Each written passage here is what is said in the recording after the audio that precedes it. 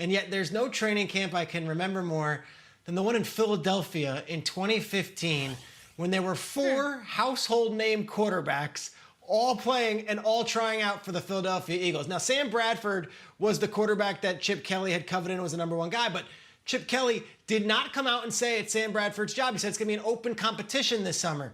So it was Sam Bradford, it was Mark Sanchez, it was Matt Barkley, and then you had this 4th wild card guy who was signed back in April who maybe caused a few headlines, named Tim Tebow, number 11. All 4 of these guys in one training camp working out.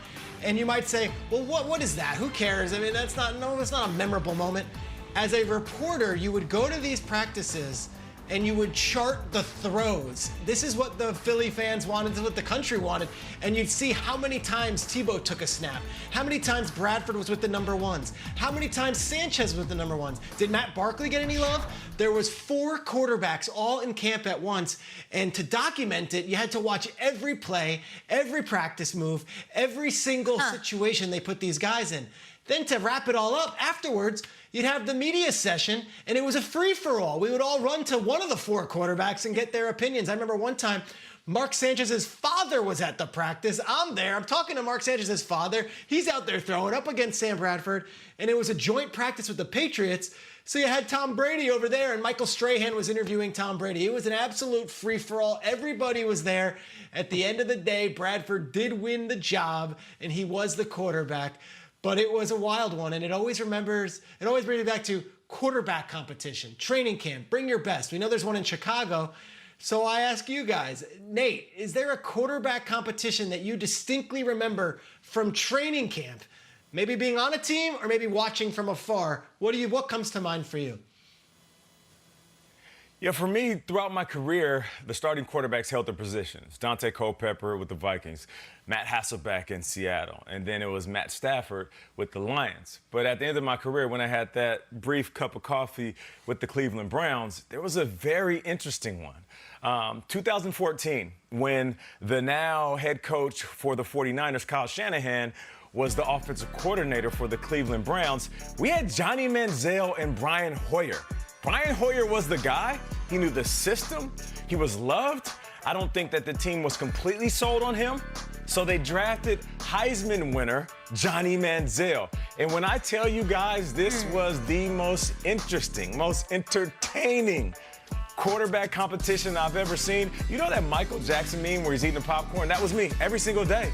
Because Hoyer did everything right. He'd come in, he'd talk with the team, he'd work out afterwards. As soon as the practice ended, he'd want extra work and do extra drills with the wide receivers. Johnny Manziel, pew! One weekend, he got his feet on the floor at the NBA game. Next weekend, he's on a float in Vegas. The other weekend, he's at a mansion party in LA.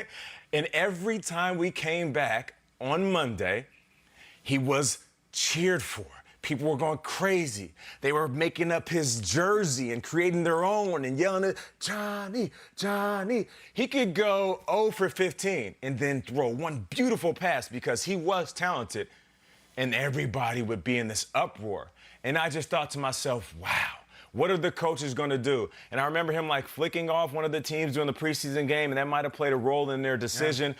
But I just remember it doesn't matter if the team loves you. If the crowd loves you and the people want you on the field, the coaching staff will feel that pressure. And they almost folded underneath it because a lot of people wanted to see what Johnny was made of. And that was so fun to watch. Hey, you weren't the Michael Jackson popcorn meme. You were the guy at the wrestling match who was shoving it in his mouth and hanging over the barricade. You were way into it, dude. Different popcorn meme. But listen, you guys know I spent the 2000s in L.A. That's where I lived. And around 2007, 2008, all eyes in Los Angeles were on their golden boy from Troy, Matt Leinart, with the Arizona Cardinals. And what I loved about his competition, it had great characters.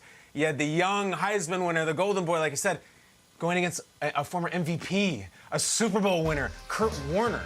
Leinart versus Warner was unbelievably good because here's the deal. Leinart's a rookie in 2007.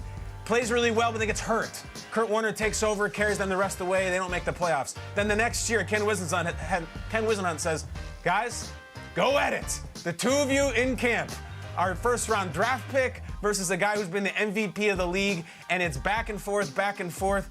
What happened is in week 3 of the preseason, which is kind of seems like a foreign concept to us right now, the Cardinals played the Raiders, and Matt Leinart threw 3 interceptions in the dress rehearsal game.